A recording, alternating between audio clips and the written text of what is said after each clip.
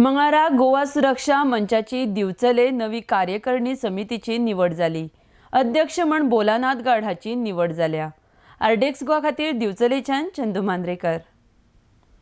गोवा सुरक्षा मंच एक्चुअली पूर्ण गोंयभर एक नवे पर्व, एक नवीन पर्याय म्हणून घेवन येता आणि अध्यक्ष हे नाता आमच्या समक्ष पत्रकार तुमच्या समक्ष ही नवीन कार्यकारिणी जायत।